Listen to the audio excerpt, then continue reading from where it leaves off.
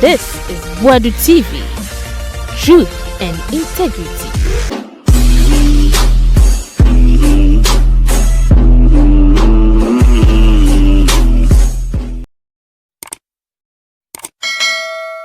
Wadu TV suni ya mamu nyina akwaba efambraso.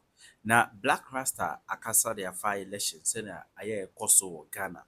Na politicians to vote buy no mu yiska Akwatia so mu yiska send this for yiska check the bank for Blakk Rasta fire on. Was it say there who brains no who adwen who idea no say person will lead e wo aye party bi mu a ye ma nya kwanya no ye ntoma because niska then forget it. But say be idiot ne oma dwen sheda nye papa no ma na etoma omo sorry a say bi no mu din sem hunu edukuya so eti Blakk Rasta sending pie kese pa no de e de go omo so. EC chair deputies reportedly next in line for removal, and this is Professor Ajimandria talking to us, and I read, now chairperson of the Electoral Commission Jean Mensah and her two deputies Dr. Eric Bosman-Asare and Samuel Tete could soon be the next targets for removal from office. This is according to former United Nations Senior Governance Advisor Professor Baafi Ajimandria, who disclosed that the process for their removal is already underway. He made the revelation in an interview on Joy News' AM show on Wednesday, September 3. That's today. In fact, yesterday, Tuesday, we were told that the NDC has not finished yet in terms of the people they intend to remove. And I guess it will be the electoral commissioners. I think a petition has already been sent to the president, he revealed.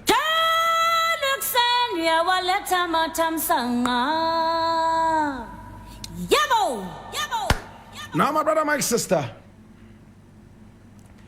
I don't have a problem with the EC chair being removed and all the deputies. Have you forgotten that the President John Dramani Mahama made it clear that his agenda is called a reset? When you buy a new phone, what do you see? Factory settings. And anytime you put in anything in there and the phone catches viruses or your computer catches viruses after the factory settings, what do? You reset. So you do a house cleaning. My brother, my sister, Jean Mensah has been very abysmal in her work. The Electoral Commission itself has been very, very abysmal. When Nana Addo Dankwa Akufo-Addo came into power, one of the first things he did, after saying thank you to Ghana for voting for him, and thanking his prophet, Reverend Isaac Owusu-Bempah, for supporting him with prayer, what was the next thing he did? He made sure that his regime kicked out Charlotte Osei. Because it was said that Charlotte Osei was in bed with the just defeated party, the NDC. And for that matter, if you want a certain road to be clear for you, you remove all obstacles. We all knew it was a very partisan decision. But at the end of the day, we gave the government, my brother, my sister, the chance to do whatever it wanted to do, what we call the benefit of the doubt. They brought in Jean Mensah. What did we see?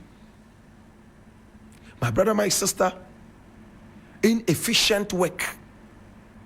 We all were crying in this country, my brother, my sister, with the work of Jean Mensah.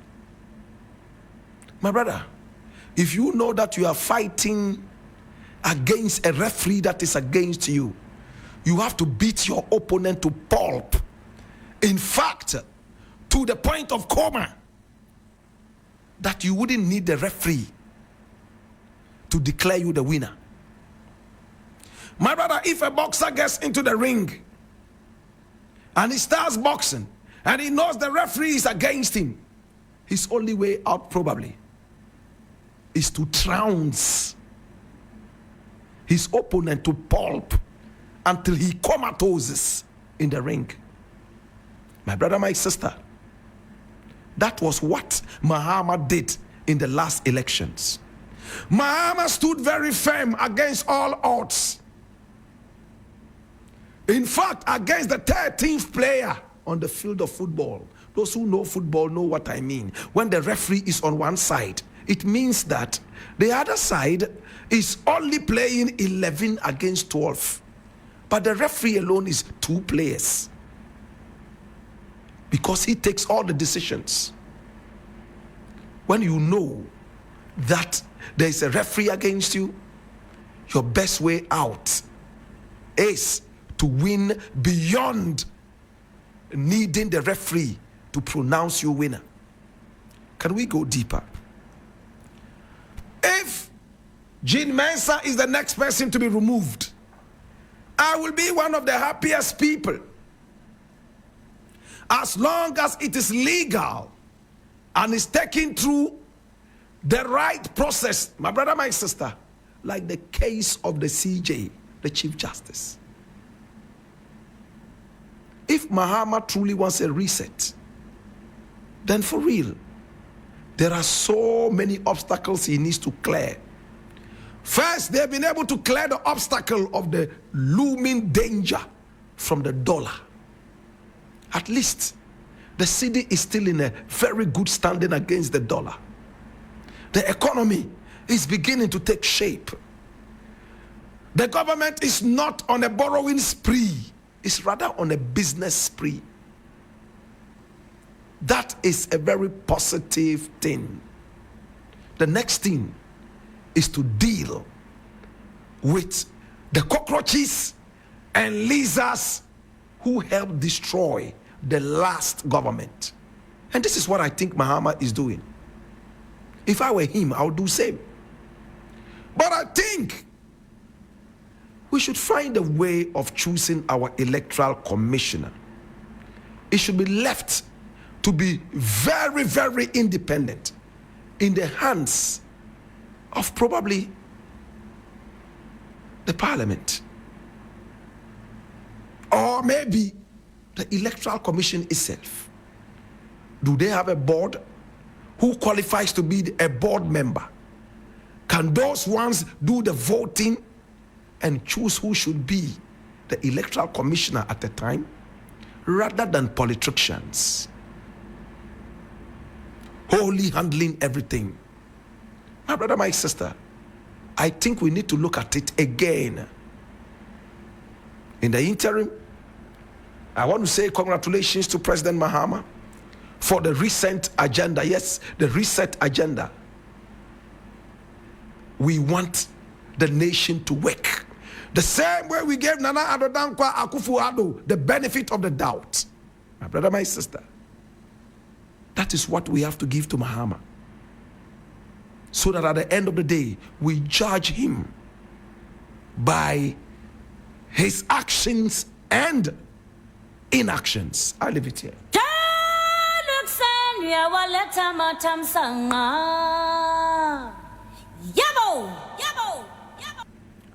My brother, my sister, now the next thing I would like to look at is equally interesting. And I need you to open your ears and listen with rapt attention.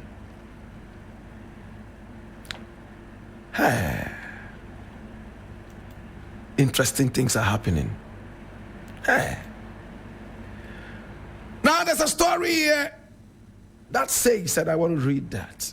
Akwatia, road construction continues after by-election despite vote buying claims.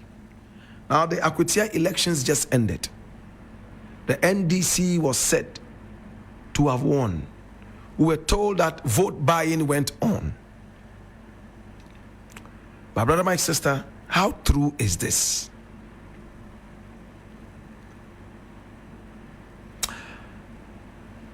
looks like in our politics, there are two things we can never do away with: corruption and violence.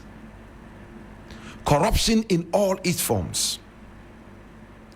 Vote buying, buying of officials of the EC, and also violence in every election we have had in Ghana, and also outside Ghana, within Africa. We have always had these two as the signature of these elections.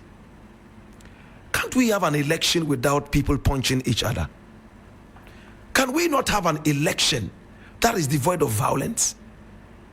Can we not have an election that is devoid of rigging and corruption, wrongdoing? So let me just ask those who are vote buying. Now, when you buy your way into an office, how do you feel? Do you feel that the people truly like you and voted for you? Or you fooled yourself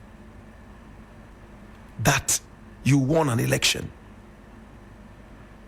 democratically? I don't know how they feel.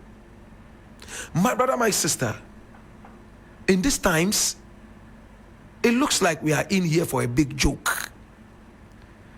All the MPs who knew that they did a lot of vote buying, a lot of wrongdoing, electoral malpractices in order to get into office. How do you feel? Do you have any conscience at all? Or do you just reassure yourself that, oh, my opponents are also doing same, so if I do it, it's just equalization? When you have a man with a dead conscience, like these vote buying idiots, my brother, my sister, the country is at a big risk of collapse. How many people agree with me? I honestly don't know what kind of spirit some people have in them. You will go and buy votes and you want to be called honorable. You go out there, rig elections, and when you are pronounced winner, you know deep inside you that you rigged your way. You bought your way into office. Do you expect the people to love you? Do you expect that the people, in fact, will genuinely be honest to you? When would our politicians enter office by merit? In our country, the best brains never win elections. It's the idiots, the daft ones who always win elections, because it's those people who have money. They are the people who have no conscience. My brother, my sister, if we were to win elections on merit, 100% honesty, 99.99% of all our officials in Africa, my brother, my sister, will never be in office. So ask yourself, who is the leader of your nation? Who are the managers of your nation? Is that democracy? Or democracy? Or plutocracy? My brother, my sister, maybe it's kleptocracy, a government of thieves. My brother, my sister, where are the investigative bodies? Sometimes we make our police look so limp. Sometimes we make our investigative institutions look very, very docile, impotent, carbonic. My brother, my sister, to all those who are in office right now listening to me, and you know you got into that office by twisting the hands behind the back of democracy, may you all catch cancer.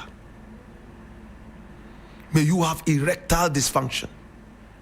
May you have cancer of the testicles, ovarian cancer. May you be blind. May you all have diseases of the blood cancer. My brother, if you are in office right now and you know that you rigged your way into office, you know that you bought your way into office, may your portion be cancer. May your portion be cancer of the blood, cancer of the brain, cancer of all cancers. It's because of you, Africa, it has become a laughing stock. It's because of you, white people have no respect for us. It's because of you, all the thieves are now legally employed, and their new name is politicians. Now, if a thief wants to be legally employed, all he needs to do is to change his name from Mr. Thief to Honorable Politician. Hallelujah. Cancer of the testicles, cancer of the mouth, cancer of the ovaries, cancer of the anus, cancer everywhere. May they die premature deaths. May they go to bed tonight and we wake up and do by-elections all over the place to all those who stole and twisted the hands of democracy in order to get into power. You can evade us, you can dodge us, but you cannot dodge God.